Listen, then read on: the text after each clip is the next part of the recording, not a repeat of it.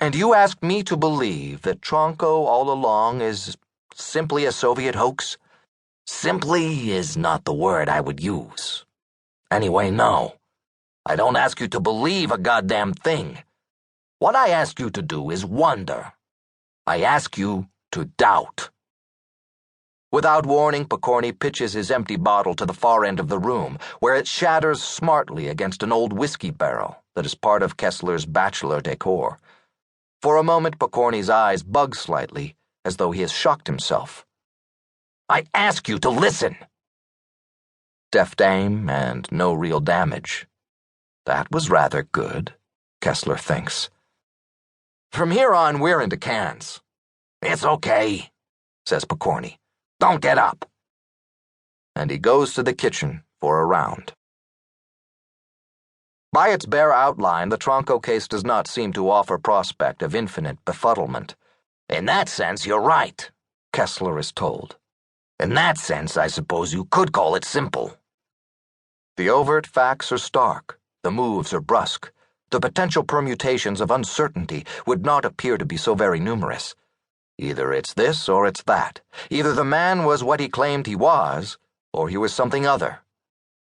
That much is obvious, correct? Says Pokorny. Maybe, says Kessler. Ha! Don't be sucked in. The first contact had been made in Rome during the summer of 1962. Viktor Tronko was there on assignment. A plum assignment for any KGB officer. As chief of security for a trade delegation touring industrial sites in the Tiber Valley. In other words, he was watchdog for a busload of Soviet junketeers. Technically, it was a counterintelligence post, with responsibility for protecting the delegation members from being spied upon or blackmailed. Realistically, his chores amounted to keeping those other comrades in line or reporting on them when they stepped out. And, by a nice irony, the primary chore was to watch for defections. Entirely unsolicited, Tronko passed a letter to an American diplomat. Actually, and presumably not by coincidence, it was a CIA man under embassy cover, volunteering himself as an agent in place. What we call a walk-in, says Pokorny. Maybe 10% of our useful agents come from the walk-in trade. Maybe less. We don't altogether spurn it, but we begin those cases with the presumption that, well, you know, more likely than not, here's a guy who is out to diddle us. Most of the diddlers are freelance, just trying to peddle phony intelligence for a quick dollar. Some are bait, in nasty little traps set by the opposition. They're hoping we'll give something or somebody away. Kessler wonders if there is significance to the fact that, immediately upon beginning this talk about tradecraft, Pokorny has lapsed into the present tense. For instance, they might kidnap the case officer. Or a safe house gets blown, and then we're stuck holding the lease. So walk-ins are special. We tread carefully. For that first contact, Tronko is handled by what amounted to remote control. No very precious U.S. intelligence assets, either human or in terms of real estate, were compromised.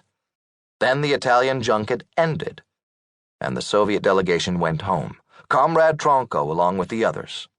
Arrangements had been made for him to continue the contact in Moscow. He had a signal code that would alert an American case officer to a rendezvous. But the signal was never used. So we assumed it had just been a KGB trawl, says Pokorny. Half-hearted and inept. 18 months later, Tronko turned up in Vienna, again a security chief for a trade delegation, and this time he used a telegraph message, also in prearranged code, to ask Langley for another contact. Promptly and discreetly granted. At which meeting Tronko abruptly declared his eagerness to defect. No word for a year and a half, and now he wanted to jump on the first plane for America. Just couldn't wait to go. Langley was uncomfortable with this tauter impulsiveness. We were still calling it impulsiveness then, says Pokorny, implying murky reversals to come. Impulsive or not, Tronko was unmistakably an adroit professional, and he danced Langley into a corner.